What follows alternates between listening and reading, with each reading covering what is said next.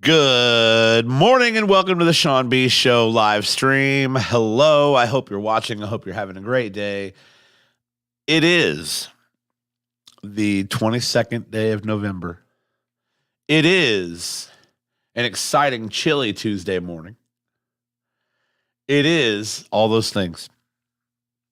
That's about it. We had I would say, lackluster week of NFL football.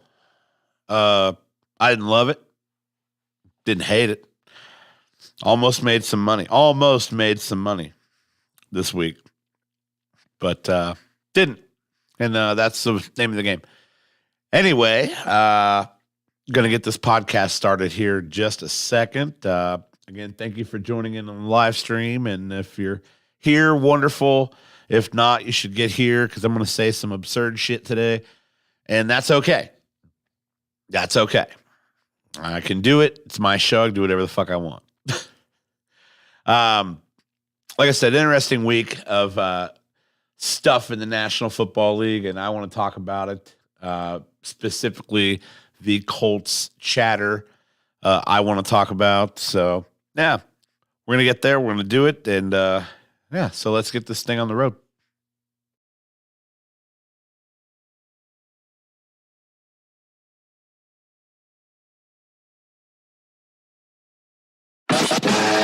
You're listening to the Sean B. Show on Second String Media.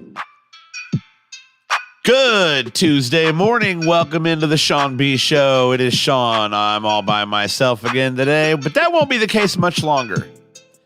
There's been talks. We're assembling a crew. I'm excited about that because honestly, sitting in here barking into a microphone all by myself is getting old. It's hard to do. And I don't know if people realize how difficult that is to do, to be all by yourself and just 100% solely responsible for everything that goes into the airwaves. It's tough. But I manage, but I don't have to manage much longer. So that's the case. It is National Cranberry Relish Day, November 22nd, 2002. National Cranberry Relish Day. I've heard some silly national days, okay? But this one takes the fucking cake. Why in the hell would we celebrate the ruining of just regular-ass cranberry? I love cranberry sauce. It's so good. Make it into a relish? I hear the word relish, I automatically think gross. Gross. That's just me. I could be wrong. Full disclosure, I don't know what the fuck cranberry relish even is. Is it just cranberry? Like sprinkled atop shit? Is it all cranberry? Because if that's the case, that's pretty good. I like cranberry. But the word relish just totally throws me out of any contention for ever even having an interest in what that is. Interesting betting week for me on Caesar Sportsbook. I almost made a couple $1,000s on two different occasions, last night and the night before last. The night before last was the most heartbreaking. I had a big same-game parlay on the Kansas City Chiefs. Talk about that here in a few minutes. Had a big same-game parlay last night on Monday Night Football. And honestly, had Arizona made it a game at all, I probably would have hit this. I'm a little surprised by a couple of things that went down last night that kind of burned me, but had Arizona made this a game at all last night, I would have probably hit this bet. But if you watched Monday Night Football last night, the halftime show was amazing. I love that shit. I love that shit. Mexico throws a party at Mexico City at Estadio Azteca last night. An absolute party. Monday Night Football had to be a blast, had to be awesome to be there. But the football game didn't turn out to be what we hoped it would. At halftime, it looked like it was going to, right? 17-10 at the half. We thought maybe there's a game brewing here. Maybe we're going to see some life out of the Cardinals. The 49ers just dominated the second half of that game. Absolutely dominated it, and not in the way I needed them to. I needed them to dominate that game through the air in the second half, kind of like they did in the first half. They did not. They ran the ball. They pounded the ball. We didn't see Elijah Mitchell last night until the second half, really. I mean, I think he played 3 snaps in the first half, and then he was a stud in the second half on the ground. But more on that later. First things first, the Indiana Pacers are really, really good. And I have hesitated to say this. They've been on a winning streak. They won their 5th straight last night. The Indiana Pacers are really good. And even better than being really good, they're a lot of fun to watch. You put those both together, it's a good formula. Look, they're in 4th place right now in the East. They're the number 4 team in the Eastern Conference. And that's a big deal. That's a good Eastern Conference. Pacers gets a big win last night over Orlando, 21-point win at home. Okay, here's what I liked about the win last night. The Pacers had 4 guys in double figures off the bench. Off the bench. Only 2 starters in double figures, Halliburton and Turner. Turner only had 10.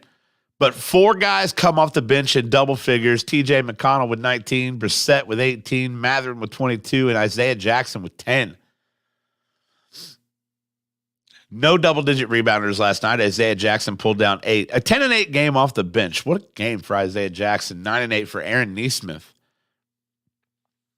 The Pacers' full team win last night. It was amazing to watch. It was amazing to just see that Pacers team be the fun team they are to watch. They're young, they're athletic. They're a lot of fun to watch. O'Shea Brissett, that's my dude. Benedict Mathurin is going to be a stud in this league for a long time. Buddy Hield 9-5, kind of an off night for him. But hey, look, you get a team win like this, it doesn't matter. You got to think, if you got 2 starters in double figures, neither get 20, but you've won the game by 21.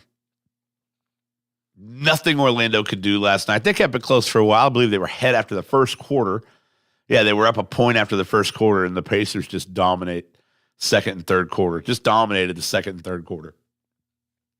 So, good Pacers win last night. This team is, like I said, they are 4th right now in the Eastern Conference. I'm not real sure what is happening with, there we go.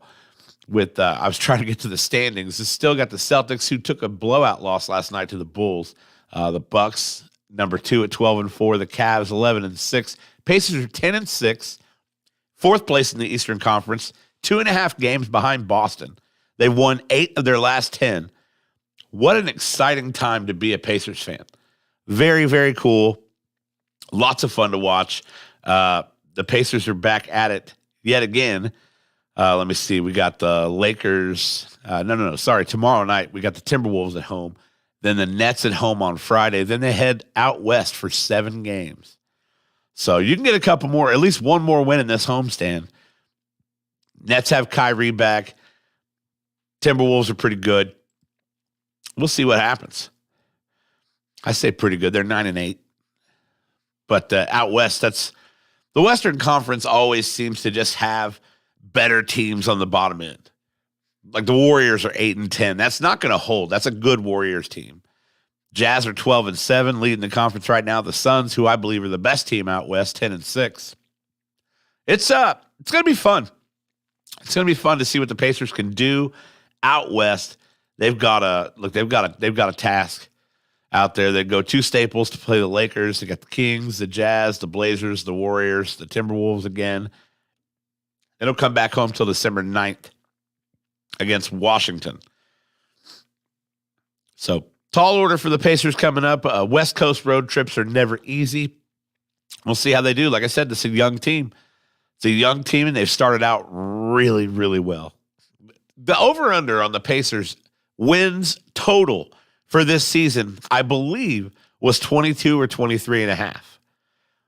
16 games in, they've got 10. They're 10-6. So that's a great start. Nobody saw that great of a start coming. Everybody said, well, it's the Pacers. It's cool to win a few games. Here we go. This is a good basketball team. And I'm waiting on them. They're going to play teams that are just better. They're going to run into the Utah Jazz. They're going to run into the Phoenix Suns. We'll see how they fare, over the course of the season against Boston, against Milwaukee. Cleveland also kind of a surprise to me. It's a good basketball team over there in Cleveland too. But for the moment, the Pacers, 16 games in, 10-6. No one saw that coming. They've won 5 straight. Very, very cool to watch this Pacers team kind of flourish and start to become who they are. Big old fan of that. Sticking with basketball, the Hoosiers get a win the other night against Miami. Miami of Ohio. The Red Hawks up there at Gainbridge. 30-point win, 86-56.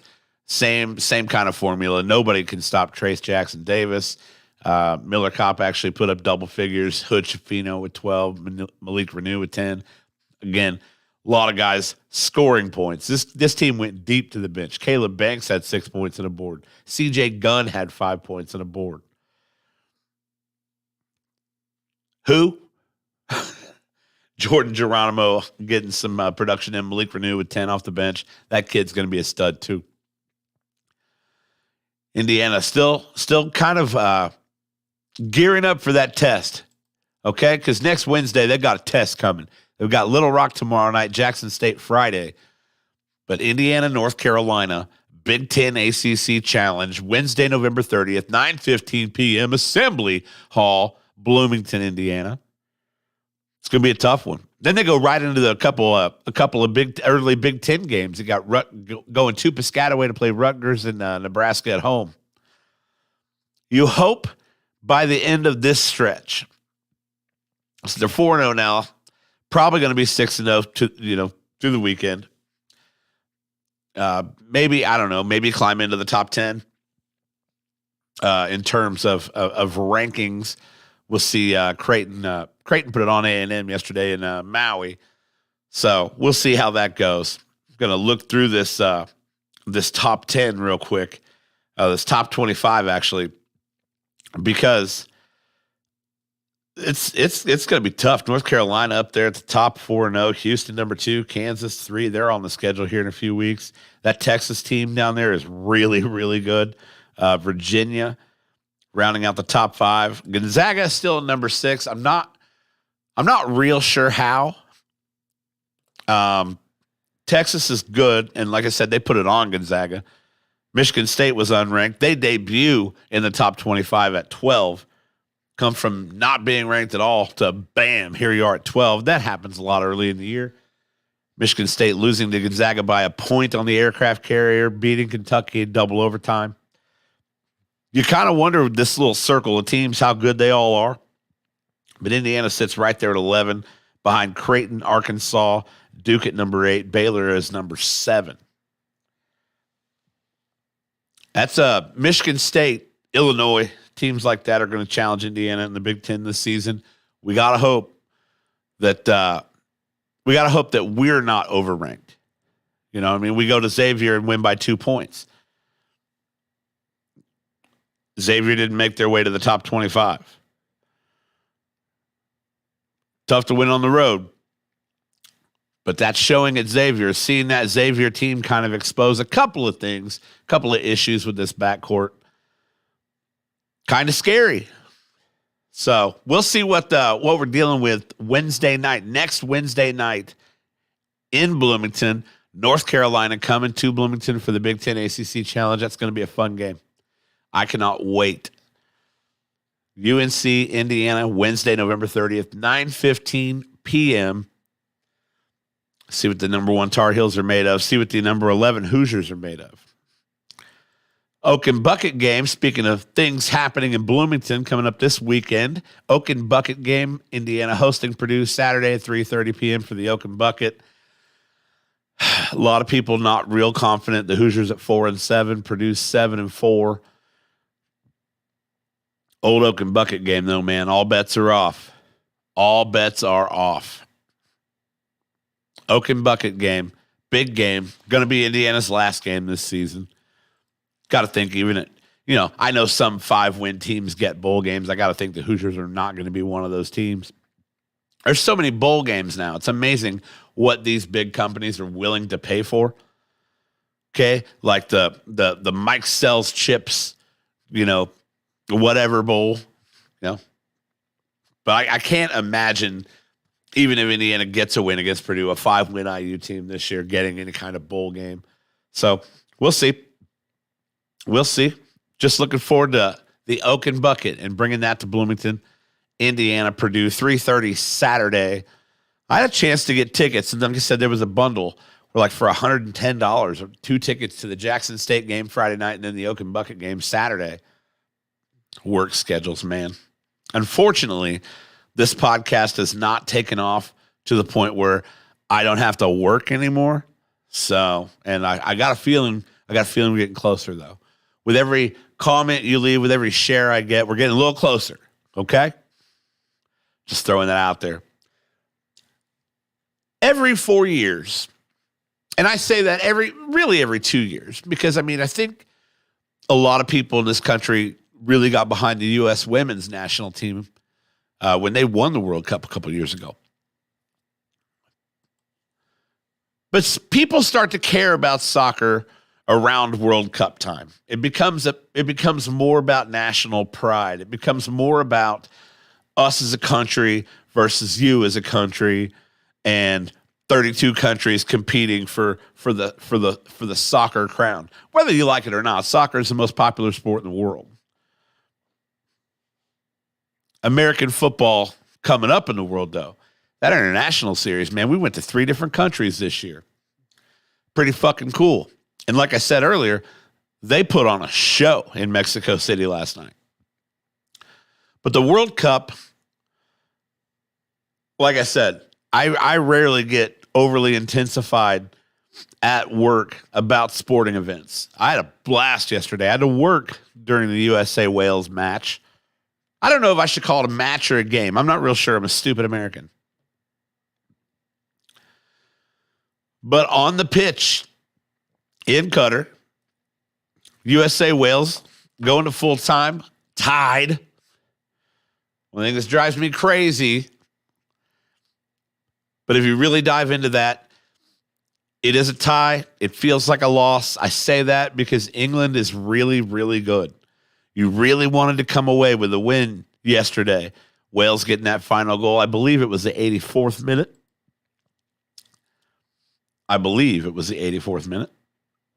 82nd minute, sorry. Gareth Bale on a penalty kick. Bad deal. You really wanted to put together something, get a 2-goal lead in case something like that were going to happen. Gareth Bale, obviously a very globally respected soccer player. Him getting a PK. That was not a good feeling. Because mostly the United States, especially in the first half, dominated that entire match. 59% of the possession was to the U.S. 164 more passes from the U.S. than Wales. Better pass accuracy, more yellow cards. But U.S. getting 6 shots to Wales 7. And then Wales had 3 shots on target. Great day yesterday for the U.S. goalkeeper, Morgan. At the end of the day, though, it's a draw, and it's not a loss. But like I said, this England team in Group B, really, really good. The favorites to win Group B. Of course, they beat Iran yesterday 6-2. You kind of wanted to get that leg up. You kind of felt like it was a lot like the Colts-Eagles game. You felt like the whole time USA was poised to win it. And then, like I said, in the 82nd minute, a PK goes for a goal. We only get 1 point towards our group standings. We've got England on Friday the 25th. That's a big one. That just became a big one. You have to beat England now, and that's a good team. Like I said, the favorites to win Group B, you've got to win that game now. We were talking the other day about the opener, Qatar and Ecuador. Ecuador getting a 2-0 win. Qatar, the first host country to lose the opening game ever. Lots of drama with this. World Cup. The national team from Qatar kind of looked like they weren't on that level. We'll see how they play moving forward. But Just kind of strange. You didn't see a lot of support there for the people of Qatar. Like they got Senegal on Friday, 8:00 in the morning. USA on Friday again at 2. It's a good time. 2:00 game. Wales and Iran, 5 a.m. That Group B matchup. Again, the draw with Wales makes this whole thing just really strange. And like I said, this is the time to be excited about soccer. This is the time. Sometimes I glance up at the comments and it gets me off track. This is the time that everybody's excited about soccer. I like soccer year-round. Football, whatever. I enjoy it year-round. World Cup, next level. Next level excitement. I'm stoked. Friday, gigantic match. The USA, I believe for the USA to have any chance at winning Group B, we've got to beat England.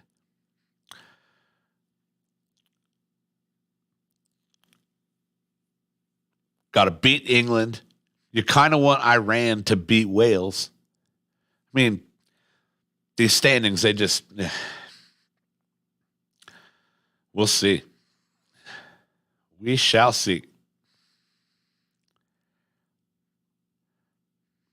Top 2 from each group, move on. Anyway, enough about soccer. USA, Friday against England. Huge matchup. Huge matchup. Until then, look, spend your afternoons, your mornings and your afternoons watching the World Cup. All right, you get 4 games every day. They start at 5 a.m., 8 a.m., 11 a.m., and 2 p.m. Already got Argentina going down to Saudi Arabia today. I consider that to be an upset.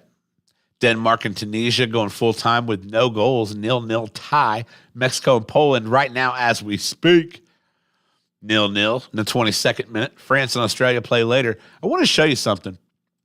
This was shared to me in a group chat the other day, and I found it super interesting because I love to bet. I like these long shot bets. I'm like, let's just take a little money and seriously expand like the boundaries of what we can possibly make, you know? And if we lose, it's not that big a deal. But if we win, we are banking. I'm a big fan of big long shot bets for small money. And this is maybe my favorite one I've ever seen. Share with me in a group chat the other day. Now, if you're looking on the screen, you can see the bet slip. I don't know who that random person is who's clearly green screening this in whatever video. But listen to this bet. Kansas to win the NCAA championship in 2022 at plus 280. The Golden State Warriors to win an NBA title in 2022. The Colorado Avalanche to win the Stanley Cup in 2022. AC Milan straight betting to win plus 130. Los Angeles FC to win the MLS plus 500 in 2022. Man City minus 220 for a win. I believe that was an English Premier League win. Anyway, 7-leg parlay. Those 6 legs have all hit. 1 leg left. This is a $26 bet that, if hit, pays $557,770, and for good measure, 91 cents. Over $500,000 on a $26 bet. 6 out of 7 legs have hit. 1 last leg left, and that's for France to win the World Cup. Outright 2022 World Cup winner. Now, at the time he made this bet, and maybe still on, I believe this is a bet slip from FanDuel. At the time this bet was made, France was plus 650 to be the outright winner of the World Cup. France on Caesars Sportsbook now, which is the only sportsbook you should be betting on, because they have Caesars Rewards. Caesars Rewards. Caesars Rewards. It's where I bet. Look, I'm a Diamond Elite member with Caesars, okay? I got to bet on Caesars Sportsbook. All my points, all my perks, they're all right there. Boom, boom, boom. Betting from my phone. Almost winning money last night. Talk about that in a minute. Anyway, this is a bet slip from FanDuel. 7 legs, 6 of them have hit. $577,000 if the guy wins. $26 bet. Guy or girl, don't know. It might be a girl because I only have this clear green screened image of a female face on the whatever. Cash out offer of $81,000. Now, if you're not familiar with sports betting or betting on the apps, if you do a bet like that, it doesn't have to be a big bet.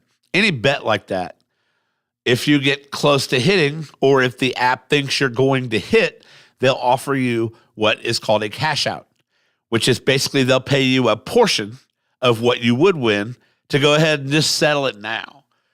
They're asking you to say, is this enough money for you to say, here's a guaranteed win, we're good. Or you cannot take the cash out. And if your bet doesn't hit, you get fucking nothing. The conversation I had the other night said this is all down to perspective, right? It all depends on the person to person. $26, not a lot to lose. For me, might be a lot for somebody. But we're going to go ahead and go from my perspective. $26, not a whole lot to lose. It's about my average unit when I'm betting parlays. So $26 to win $557,000, to win $557,000, one leg away. Out of 32 countries, I'll go back and look at this here. Out of 32 countries, we'll go to World Cup futures.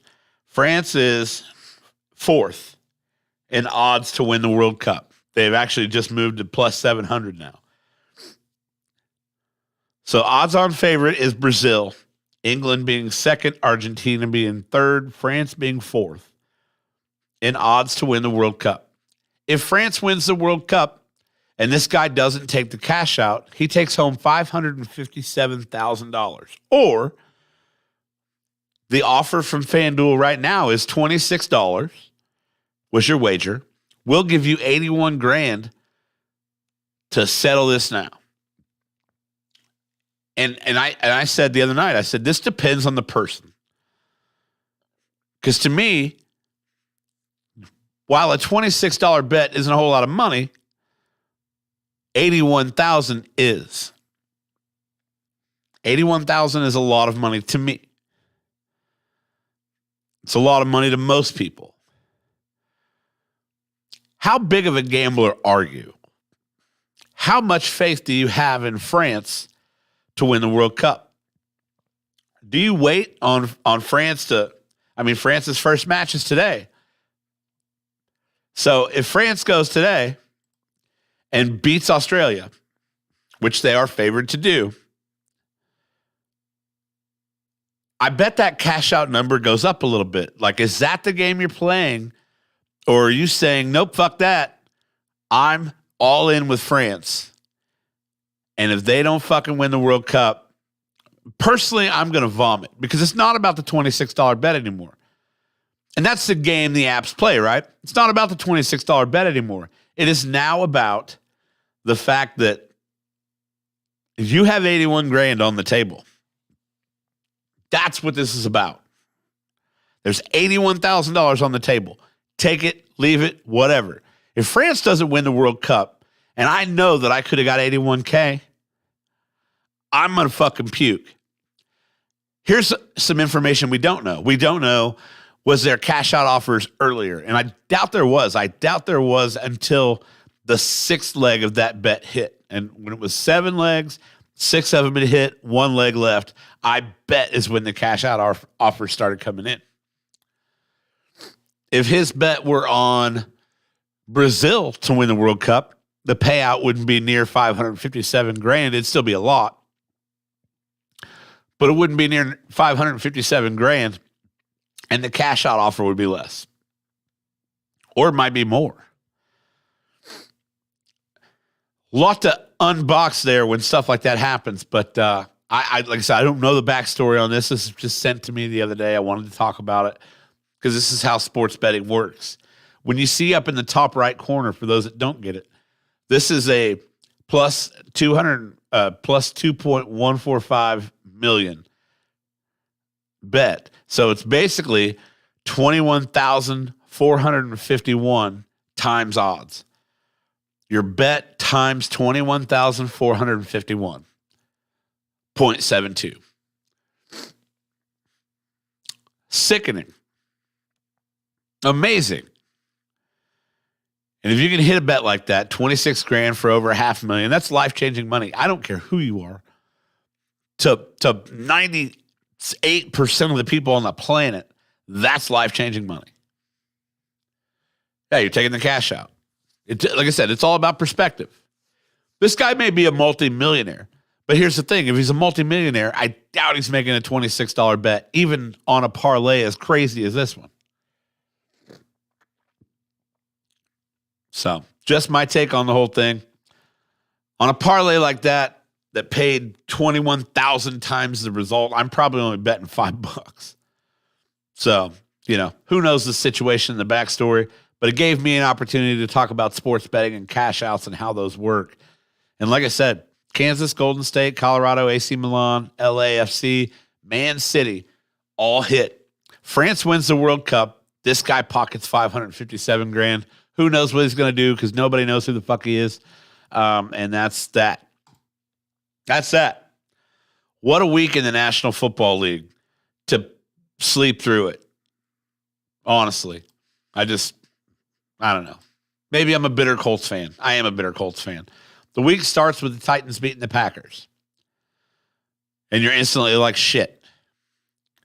We needed the Titans to lose. Which I don't think we do anymore. Because I've broken down a Colts blueprint for the playoffs. That's right. Playoffs. I've broken this down. I'll get to that here in a little bit. Playoffs? Don't talk about it. Playoffs? You kidding me? Playoffs? I just hope we can win a game. I'm telling you. But I've broken it down. I'll get to more on that later on. Titans beat the Packers on Thursday Night Football, 27-17. One of the better Thursday night games we've had this year. Sunday was a crazy day.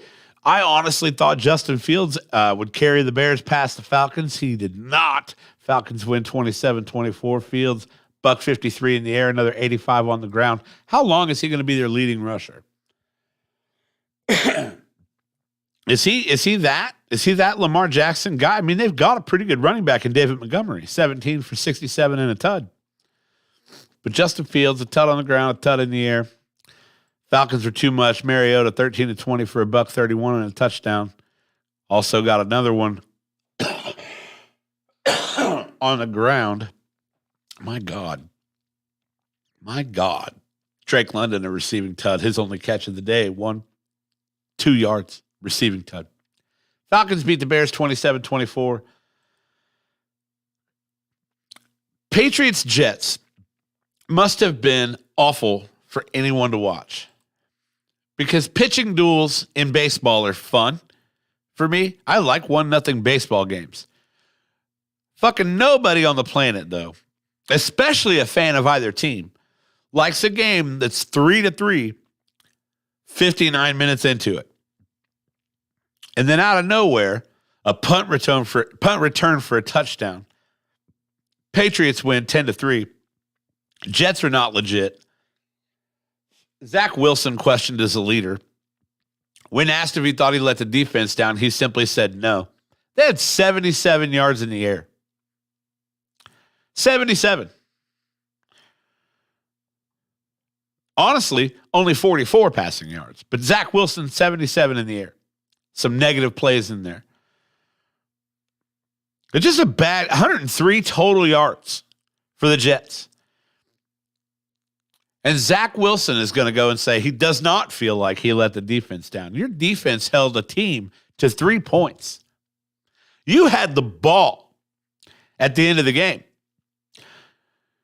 You decided to punt to just set the Patriots back so they didn't have time to do anything. We can go to overtime.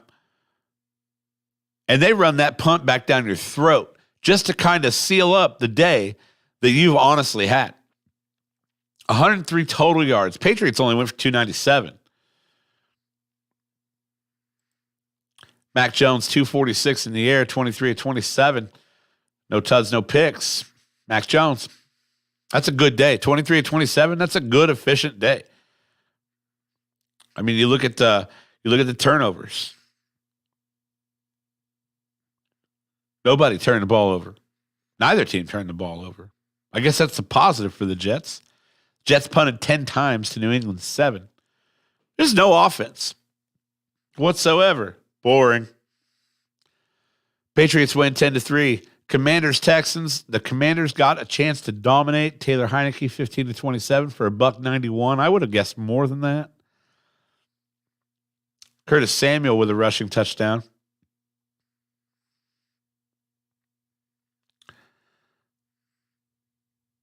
Yeah.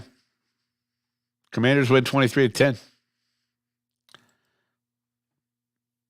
Honestly, this is a game I didn't get a chance to watch, so I'm kind of just flipping through here. Yeah. Commanders win 23-10. Texans are still really bad. They're 1-8-1. Just a rough year for Houston. Rams Saints, I didn't think this one was going to go the way it did. I honestly thought the Rams would get it together in New Orleans. They did not. They're 3-7. I know Cooper Kupp's out, but just a bad day for the Rams. Just a bad day for the Rams. Andy Dalton, 21-25 for 260 and 3 touchdowns. That's a stat line, baby. Taysom Hill, 9 carries for 52 yards. Alvin Kamara, 12 for 42. Olave got in the end zone. Jawan Johnson got in the end zone. Jarvis Landry got in the end zone. Saints win 27-20. Moved to 4-7. What a day. I need a wireless mouse. I'm sitting here dicking with this mouse cord. I need a wireless mouse. Browns Bills in Detroit. You see the pictures from Orchard Park, from Highmark Stadium in Orchard Park. That's just this is disgusting. 70-some inches of snow. Bills and Browns moved the game to Detroit. Didn't matter. Bills are really good. Josh Allen, 18-27 for $197. Not really a Josh Allen stat line, but Singletary, 86 on the ground with a tud. Stephon Diggs, 4 for 48 and a tud. Bills handle the Browns. Honestly, Jacoby Brissett, 28-41 for 324 and 3 touchdowns. A lot of Colts fans look at number 7 and they're like, hey, man, this guy might be a dude. Like, and if he's not a dude, like, he's more productive than the Colts quarterbacks have been. I would say Phillip Rivers, kind of count him out of that. Phillip Rivers had a pretty good year. But the Browns, pretty good running game too. Kareem Hunt and Nick Chubb. Not a lot of yards on the ground yesterday, but Jacoby had him taken care of. Jacoby got 29 on the ground of his own.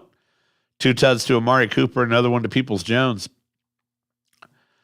Bills still win 31-23. Get back on track. Panthers-Ravens 13-3. I didn't expect this. I thought the Panthers were I thought the Panthers would score more. I thought this would be a higher scoring game. I had Panthers. I think the line on this game was like 13. I had Panthers plus 13. But Baker, 196, can't throw 2 interceptions. No touchdowns, 2 interceptions. I don't like that Baker Mayfield turned out the way Baker Mayfield did. I had high hopes for Baker Mayfield. I wanted him to go to Carolina and succeed. It's not going well. Lamar was 24-33 for 209. Didn't throw any touchdown passes, but he did throw a pick, but he did have a tud on his own on the ground. Mark Andrews back in the lineup for a while. 6 grabs, 63 yards. DeMarcus Robinson, 9 grabs for 128 yards. Rams win 13-3 and move to 7-3. Ravens. I said Rams. Ravens. The Ravens. The Rams got embarrassed in New Orleans. Speaking of embarrassing, the Lions and the Jets. Lions and the Giants. Jesus Christ. Too many drugs. The New York Giants came into this game 7-2, and what I thought was the worst 7-2 team in the history of football. And the Detroit Lions, who are surging, showed that. Jared Goff, 17-26, buck 65. Not a lot of production in the air. But on the ground, Jamal Williams, whoo boy, 3 touchdowns, 17 carries for 64 yards. DeAndre Swift added a rushing tud, 5 for 20. Old Goffy looking like a game manager. Look, the Lions look tough, 31-18. This is the Giants. I've said the Giants were overrated. I believe the Giants are overrated. I believe the Lions proved it. Worst 7-3 team I've ever seen.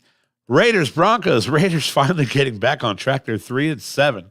The Broncos now 3-7. Derek Carr, 23 of 37 for 307 yards, 2 touchdowns, both to Devontae Adams, who had 7 for $141. Josh Jacobs added 109 on the ground. Who? Is this Vegas? Maybe they just can't play in Vegas. Raiders are 3-7. Man, they looked pretty good yesterday. Cowboys, Vikings. You want to talk about? Okay, so I said, how is an 8-1 Vikings team a 1.5-point underdog at home to the Cowboys? We know the Cowboys are pretty good. We know they're better than their 7-3 record suggests. But I didn't think an 8-1 Vikings, who just come off of a win against Buffalo in Buffalo, would be an underdog to the Cowboys. Boy, were we wrong. Cowboys win 40-3 and honestly just dominated every aspect of this ball game. Tony Pollard, 6 grabs for $109 and 2 touchdowns. Ezekiel Elliott, 15 carries, 42 yards, 2 touchdowns. Tony Pollard was their leading rusher and leading receiver from a yardage standpoint. Zeke pushing those 2 tuds in. Tony Pollard catching 2 of them in the air. 40-3, the Cowboys dominate Minnesota. And kind of, okay, so everybody was on the Vikings like, right, yeah, they're not good. They're not that good. They're not that good. And then they beat Buffalo in Buffalo, and it's like, okay, fuck it. This team has arrived. And then they come out for week 11, and they're underdogs to Dallas at home. And it's confusing because it's like, what do I think about the Vikings? What do I do? And then Kirk Cousins, 12 of 23 for $105. Nick Mullins, 5 of 7 for 54. Dalvin Cook, 72 yards on the ground. Just nothing going right for the Vikings. Justin Jefferson, 3 grabs, only 33 yards. No tuds, no gritties. Dallas just dominates this football game on every level. 10-3 in the first quarter, 13-0 second quarter, 14-0 third quarter. Tack on another 3 in the fourth. 40-3, Cowboys win in Minnesota. Nasty. What about them late games? Bengals, Steelers, Joe Burrow, baby, 24-39, 355, 4 tuds. He did throw 2 picks, and that's what keeps this game close. Kenny Pickett, though, I've got to give a little props to Kenny Pickett, 25 of 42, 265 and a touchdown pass. Okay, he hit Pickens in the air. Kenny Pickett also 2 carries, 14 yards. That's actually low for him for a rushing total standpoint. Najee Harris had 20 carries for 90 yards and 2 touchdowns. Not enough from the Steelers. Joe Burrow making up for that Bengals defense, who kind of let Pittsburgh offensively rather productive. Pittsburgh outrushed the Bengals, 249 through the air, 351 total yards to Cincinnati's 408. The 2 turnovers, it's one of those things where you lose the turnover battle, but you still find a way to win the game. You found a way. His name was Joe Burrow, 24-39 through the air, 355 yards, 4 touchdowns, 3 of which to Samaje Perine and the other one to Trenton Irwin. Okay, so no T. Higgins, no Tyler Boyd. T. Higgins had 148 in the air, don't get me wrong. No tuds. Samaje Perine, 4 grabs, 52 yards, 3 of them touchdown catches. Bengals win 37-30. I watched a great game Sunday night. I watched an amazing football game Sunday night. I spent the time watching this football game thinking that I had a shot of collecting from a huge same-game parlay, okay? It's something I do every Sunday night. I like to do a big same-game parlay on the Sunday night football game. I like the Sunday night football game the most when the Chiefs are playing because, to me, the Chiefs are an easy team to bet high offensive production, and I'm a guy who does not like to bet unders. I don't like unders whatsoever. So I had, what was this? 1, 2, 3, 4, 5, 6, 7, 8, 9-leg parlay, same game parlay. I don't know why I went so many legs, but 9-leg same game parlay, $20 bet would have paid $2,000. Patrick Mahomes over 2.5 touchdowns, hit that. Noah Gray over 1.5 receptions, hit that. Austin Eckler over 42.5 yards, hit that. Isaiah Pacheco over 12.5 rushing attempts, hit that. Harrison Butker over 2.5 total extra points, hit that. Jerick McKinnon over 10.5 total rushing yards, hit that. Patrick Mahomes over 296.5 passing yards, hit that. There's 7 legs that would have paid pretty good money. But what did I do? I had to throw in Travis Kelce over 6.5 total receptions. He had 6. I had to throw in the Chiefs winning by 5.5. Chiefs minus 5.5. They won by 3. So paint this picture. I'm needing these 2 legs still. I need one more catch from Travis Kelce and the Chiefs to win by 5.5. So when the Chargers got the ball back at the end of the game, I'm praying that they kick a field goal and tie it and send it to overtime. And I'm praying that we get a Buffalo Bills overtime playoff repeat where Travis Mahomes hits Kelce in the end zone to win the game in overtime. Because had those 3 things happen, I'd be $2,000 heavier. I'd be $2,000 heavier. That's what I'm saying. Had those 3 things happen, I'd be $2,000 heavier. They didn't happen, but the Chiefs win. Great football game. Patrick Mahomes, a stud as always. It was Dan Orlovsky yesterday. They were talking about NFL MVP and all these guys you want to give it to, but you shouldn't give it to him because Patrick Mahomes is hands down the MVP. I was talking about that in baseball the other day where Shohei Ohtani is hands down always should be the American League MVP. They didn't give it to Shohei. I'm mad about it. If they don't give it to Mahomes this year, I'll be equally mad about it. It's just those things like you don't want to give it to this guy. You don't want to know that this is your guy at the beginning of the year. You want to consider Tua Tagovailoa. You want to consider Lamar Jackson. You want to consider the Josh Allens of the world. Derrick Henry obviously should be in that conversation. You want to consider those guys, but it's Patrick Mahomes' award to lose, and he does not lose that award when he goes 20 of 34 for 329 yards and 3 touchdowns. And when the Chargers scored the touchdown to go ahead, you knew, even at that point, you knew that Kansas City was going to win. You knew it. There was no question. Your mind never once said, oh my God, the Chiefs might lose this game. Not once. And if you think it did, you're wrong. It didn't. Nobody thought, oh man, the Chiefs are done. The Chiefs are going to lose. It was obvious that he was going to roll down the field and throw another touchdown pass to Travis Kelce. 6 catches, $115, 3 tuds. Just sick, dude.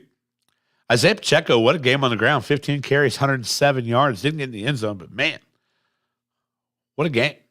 That kid's a stud. He's going to be real good for a long time. Edwards-Helaire getting hurt with only 2 carries and 9 yards. I hate this for that guy, but I think he's the 3rd best running back on that team. Jerick McKinnon, 6 carries, 24 yards. And again, McKinnon gets more rushing yards, if not for Pacheco. Pacheco's really good. Absolute stud. Noah Gray got them 2 catches I needed him to get. But it looked like Justin Watson. This is a tight end kind of day. Justin Watson, 3 grabs for 67 yards. Sky Moore, also an emerging rookie, 5 grabs for 63 yards. Chiefs are really good. They got weapons everywhere. And it feels like no matter who they bring in, they're going to make them a weapon. It just really feels like that. And it starts with number 15, under center. Chiefs win. They go to 8-2. That's the best team in the NFL. Nobody can change my mind now. Still not Philly. Still not anybody. Chiefs win. Best team in the NFL. 49ers Cardinals. I got a chance to watch this game last night in its entirety. I had another big same game parlay on this game last night. Not quite as large as the one I put on Kansas City, but it paid the same. I think this one had 8 legs. Yeah, 8-legger, and I thought I was going to hit this one. At halftime, I was so good. The only thing that I was worried about at halftime was I had Brandon Ayuk over 4.5 catches, and he only had one in the first half. It was a touchdown catch, but that's what I had. But Robbie Gould over 2.5 made extra points. Jimmy Garoppolo over 1.5 touchdown passes. DeAndre Hopkins over 6.5 receptions. Most of these were about hit in the first half. George Kittle over 46.5 yards, hit in the first half. Colt McCoy over 33.5 passing attempts. He had 23 in the first half. I never doubted that bet.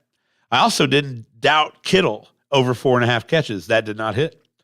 I did not doubt James Conner over 14.5 carries. That did not hit. He had 11 in the first half. I needed 4 carries from James Conner in the second half. He got 3. But Ayuk was not getting enough targets. He was not going to catch 5. He was not going to catch 5 balls last night. That's just part of it. Just part of betting. Ayuk 2 catches, 20 yards, 2 touchdowns. So from my perspective, I'm like, man, Ayuk had a down game. Fuck, the guy scored 2 touchdowns. George Kittle, 4 for 84 and 2 touchdowns. At halftime, though, I thought this was going to be a good bet. I thought, we're good, man. Like, I don't see how this cannot hit as long as the Cardinals keep it close. They did not. Niners dominated on the ground in the second half, and they dominated on the ground in the second half. Elijah Mitchell played 3 snaps in the first half, ended up being San Francisco's leading rusher last night. 9 carries, 59 yards. CMC always doing what CMC do. He had 7 for 39 on the ground and 7 for 67 in the air. That'd have been a great bet to make. Christian McCaffrey receptions, but I talked myself out of it. For 2 reasons. One, Elijah Mitchell was getting a piece of this. He was getting a piece of this running back action because he's going to be really good. And I know they use CMC in the passing game, but his what was his reception total number last night? I've got this still. Nope, I didn't have it. Didn't even consider it. Didn't have it. Didn't even consider it. So never mind. I was wrong. I lied. Anyway, $20 bet would have paid $2,000. At halftime, I thought I was gold. I was not gold. But hey, great showing in Mexico City. The San Francisco 49ers have figured this out. Jimmy Garoppolo, I'm tired of people shitting on him. And I used to be one of those people. Jimmy Garoppolo, 20 for 29, 228 yards, 4 touchdowns. That's not a mind-blowing, blow your fucking head off game. But it's a very good game. 4 touchdown passes. Finding guys in the end zone. You got weapons, okay? You got Brandon Ayuk. Deebo Samuel got a lot of catches last night. 7 for 57. Rushing touchdown from Deebo Samuel last night. Huge run. Great run. A lot of fun to watch. But I hated to see it because I needed throwing. I needed passing. The Niners didn't put the ball in the air very much in the second half. Outside of Kittle's touchdown catch that he had in the third quarter. So, what a game, though. Mexico City got a show last night. The 49ers are really good. And I denied it, and I denied it, and I denied it for so long. But the Christian McCaffrey trade has done exactly what they wanted it to do. It just adds another piece to this offense that is really, really, really good. The defense is stealth. I mean, it's ridiculous. It's ridiculous how good their defense is. Felt bad for Colt McCoy. That guy took a beating last night. 24-34, 218 yards. He threw a pick, but it wasn't like it was a deflection. Not going to put that on him. He's done a great job stepping in for Kyler Murray. James Conner, 14 for 42 and a touchdown last night. Again, if the Cardinals could have repeated the first half production in the second half, I feel like the Niners would have had to throw a little more. Maybe this bet hits. I don't know. Anyway, a great game. The Niners win. Obviously dominant. Mexico City got a show. Great time. It has come time where I have to talk about this Colts game. And I don't want to. Okay? I'm like everybody else. watching this game Sunday made me feel like for 55 minutes of this game, I felt like this is a really good Colts team who is containing a really good Eagles team. And that's what it was. It's what it was. But the problem is this Colts team needs to continue to find ways to do more offensively. This is what Paris Campbell said after the game. I felt like we had that game won. It was just a lot of self-inflicted wounds, which, I mean, that's what it's been over the course of the season. But this one hurts because we know, like, that team didn't beat us. We beat ourselves. Yeah. At the end of the game, a little breakdown, and a defensive breakdown should be allowed. Nobody's perfect. Colts defense is great all day. Hurts only threw for $190. Eagles didn't have a 100-yard rusher. Jalen Hurts ran for 86.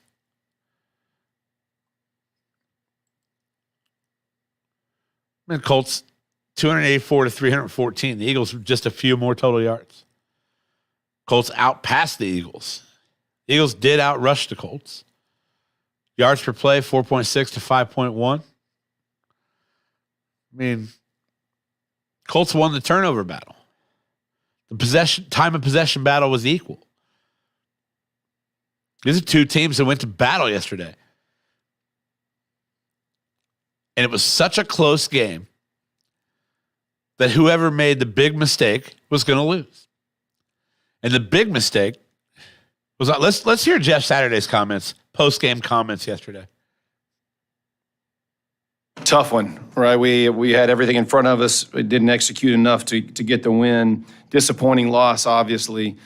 Just too many mistakes. I mean, too many penalties, too many negative plays.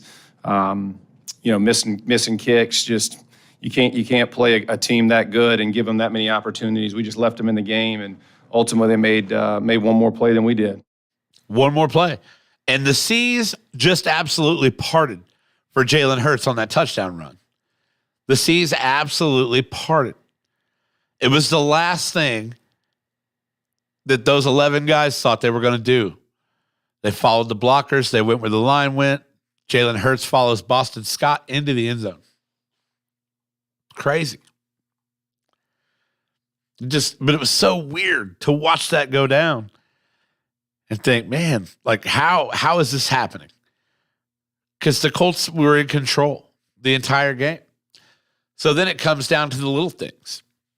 A missed field goal.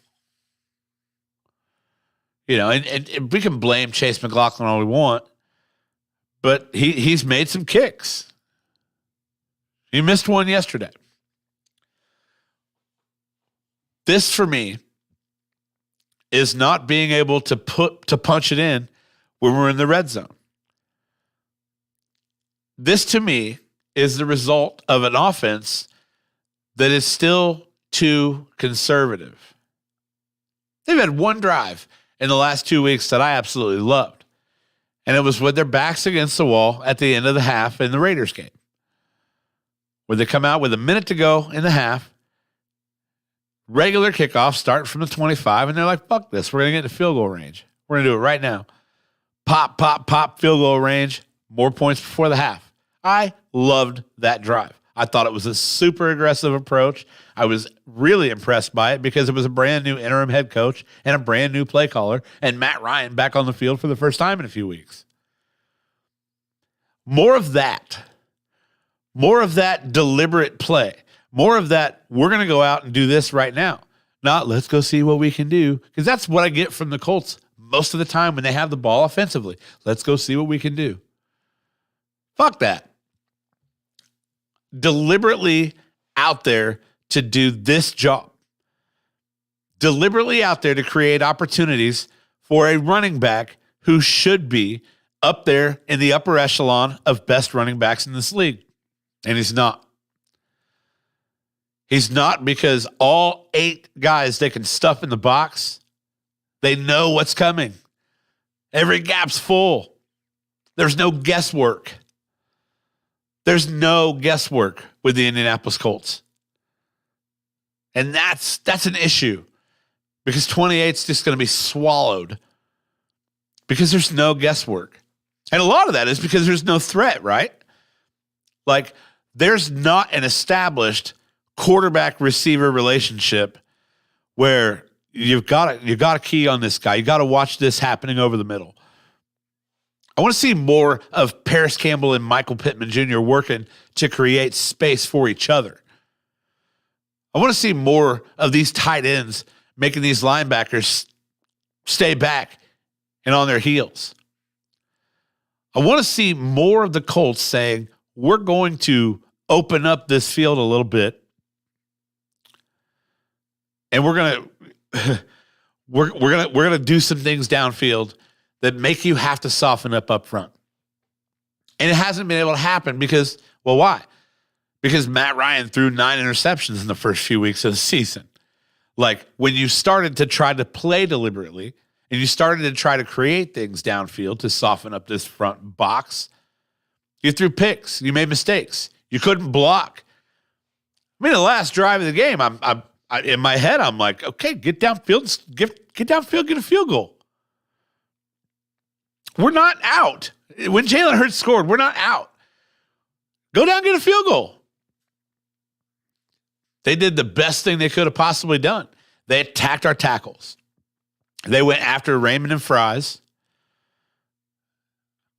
Braden Smith, Quentin Nelson, Ryan Kelly, those guys played pretty well. Bernard Raymond, Will Fries, rough day. Rough day for those guys between the penalties and just getting absolutely mauled up front. Rough day for those guys. Ultimately, on the last drive, that's what cost us. Matt Ryan cannot turn the ball over in those situations. There were eagles in his face instantly. The last thing you can do is turn the ball over. Take a sack, you still got life. You turn the ball over, the game's over. I feel like he's done a better job of protecting the football since he's come back. In fact, I don't think he's turned anything over.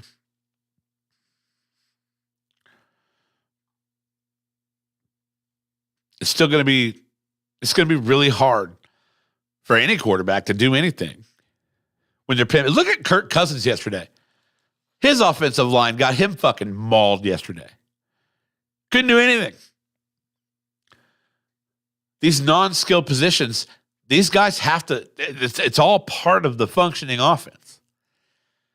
We're learning that more than one of the things we were most sure about. We were most sure that we could offer Matt Ryan a stellar offensive line to set up behind and pick defenses apart. We ain't got it. We ain't got it. This isn't new information. This is what we've learned throughout the course of the season. We ain't got it. I don't give a shit who you put back there. They're not going to get it. Matt Ryan, of quarterbacks on our roster, gives us the best chance. But I don't give a shit who you put back there. They're going to get fucking murdered. That's an issue. And that's what happened in this Eagles game. Can we take this week with our Ring of Honor center as a head coach and maybe get things right? And I hope so. Because look, I'm a positive guy. I like to look at things from a positive standpoint. I like to cheer for things that I think can still happen. And I said it before earlier today in a post. I said it in the title of this video and this podcast. I think the Colts still have a chance. And there's a blueprint for that chance. And it's not that crazy. It's not that crazy. And it sounds crazy because what I'm about to say is throw the AFC South title out the window. Tennessee's really good. They're going to keep balling. Now, normally, with the AFC South being a down division, you would say something like, well, you're not getting a wild card team out of that dog shit division. But the reason the opportunity is created is because of the parity that we're finding in the National Football League this year. There's a lot of teams that are middle of the road. A lot of teams are middle of the road. Let's look at 6 through 10 in the AFC. 10 might surprise you. Let's look at 6 through 10 in the AFC. And remember, 6 and 7 get playoff berths. The New England Patriots are number 6 right now at 6 and 4. The Bengals are number 7 right now at 6 and 4. The Jets are 8th at 6 and 4. By the way, if the season were to end today, the Jets are tied for the last playoff spot, meaning all 4 AFC East teams would get in the playoffs. Not necessarily. The Bengals have a tiebreaker, but you see where I'm at. It's close. Jets stink, though. The Jets are number 8 at 6 and 4. The Chargers are number 9 at 5 and 5. And down there at number 10, the Indianapolis Colts at 4, 6 and 1. Any plan or blueprint that you can derive or devise or come up with or synonyms is going to require you to win. So that's the big one. You got to win. The keys to this success down the road it honestly lies on the defense to just continue to play good football. Look, that defense kept us in the game. I know they opened up a parkway for Hurts to score a touchdown in the final minutes. But our defense is the reason we were even in that game. Our defense stacks up with the best of the best in the NFL. Hands down, no fucking debate about it. So when you have a defense that does that can compete with anyone in the NFL, including the Eagles, who a lot of people think are the best team in the NFL, you can build around that. And now they say week 12 is not the time to start building. Maybe not.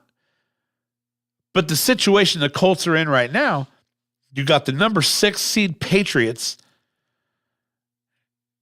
at 6 and 4, and the number 10 seed Colts at 4, 6 and 1. So this isn't crazy.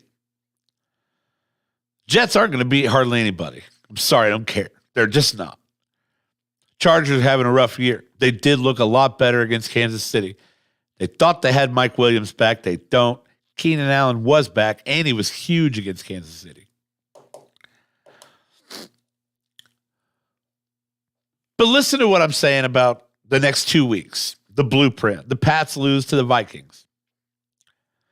The Bengals lose to the Titans. The Jets lose to the Bears. And the Chargers lose to the Cardinals. Those 4 things happen. And the Colts beat Pittsburgh at home on Monday night. Steps in the right direction. They don't all have to happen. The Colts have to win. You're basically in a brand new 5-team division. You're in a 5-team division, brand new 5-team division that you're 2 games out of. Patriots, Bengals, Jets, Chargers, Colts. 2 of those 5 teams are going to go to the playoffs.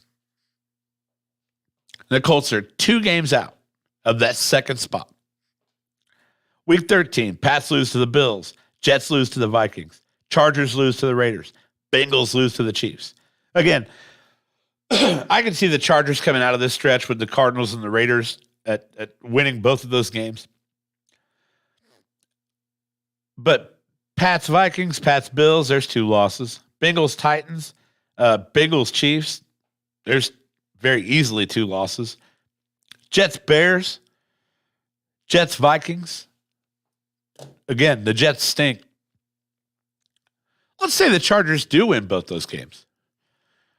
Suddenly you've got a 6-6 tie with the Colts, the Jets, the Bengals, and the Patriots.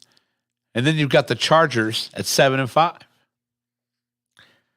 Colts with the disadvantage at 6, 6 and 1. Then you got the bye. And the Colts have to beat the Cowboys. Like, everything I'm saying right now is with the caveat that the Colts are going to continue to win or going to begin winning and then continue to win. The Colts can't win a football game. Playoffs? Don't talk about it. Playoffs? You kidding me? Playoffs? I just hope we can win a game. Yeah. So the Colts can't win a football game. None of this matters. And I know that. And that's where I think a lot of people are just extremely negative about everything surrounding this football team. They can't win a game. They can't win a game. I feel like they can win games. I feel like their defense is good enough. I feel like the offense has potential. They've got weapons. They need to find a way to get time. I don't know why they're not in more jumbo sets. Jelani Woods being out does not help. But with Granson and Mo Alley Cox, just jumbo it up. Or 2 tight ends left, 2 tight ends right. Create a side of the football where you're going to have some space. Make a situation, creatively make a situation where Matt Ryan can get some fucking time. MPJ is the bigger, like stronger receiver. Paris Campbell's your speed guy. Alec Pierce can get out there and run some route. Alec Pierce is solid too. None of these guys are, I don't think any of these guys are pro bowlers. These guys are solid. Paris Campbell can find separation. Got to figure this out. Because if you've got a defense that can play this good, you're never out of anything. That's, to me, the blueprint's there. Here's how we make a playoff run. There's 8 weeks of this season left. Yeah, 8. 7. Sorry. Jesus. Math. 7 weeks of this season left.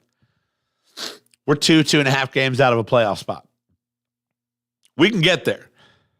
There's not a question in my mind that we can get there. The question is how. Through good defense, through efficient offense. Stop turning the fucking ball over and play good defense. Dividends. And like I said, the Patriots, Bengals, Jets, and Chargers can all lose to anybody. The blueprint is there. It's going to evolve as the season goes on. But if the Colts can find a way to start winning games and start competing, the blueprint is there. That's my positive take on the 2022 Colts season and the chances that we might make the playoffs. That's where I stand on it, okay? All right. Man, hour and 15 minutes almost. Going to be that by the time I'm done. If you're still here listening to the Sean B Show, I appreciate you. If you're still listening on the podcast, I appreciate you. Hey, you live people. Spotify, iTunes, Google Podcasts, where you can find this show. Hey, you podcast people, watch us live Sunday, Tuesday, Thursday at 11 a.m. Eastern. Facebook Live at the Sean B Show Facebook page, youtube.com/Sean B Show. Second String Media on Twitch, twitch.tv/Second String Media. Look, that's what's up. We got to we got to win games. Got to win games.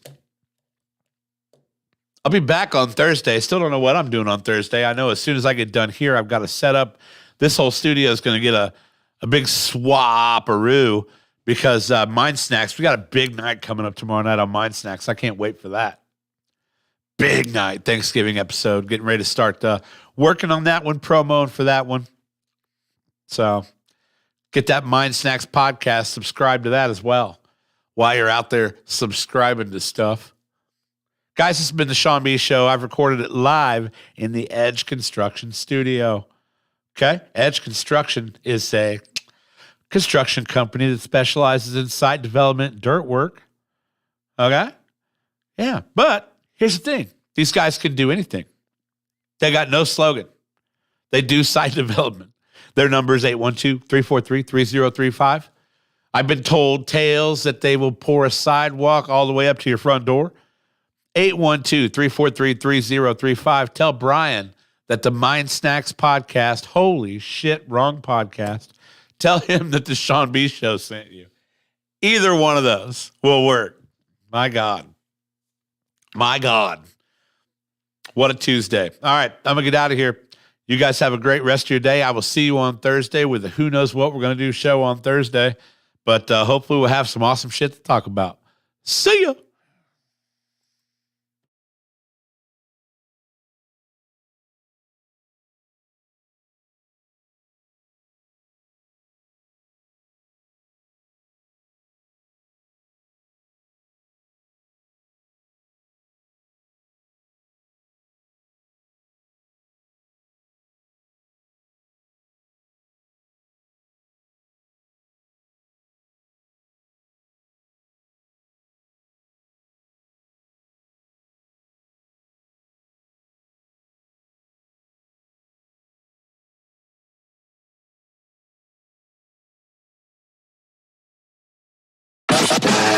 You're listening to The Sean B Show on Second String Media. Good Tuesday morning. Welcome into The Sean B Show. It is Sean. I'm all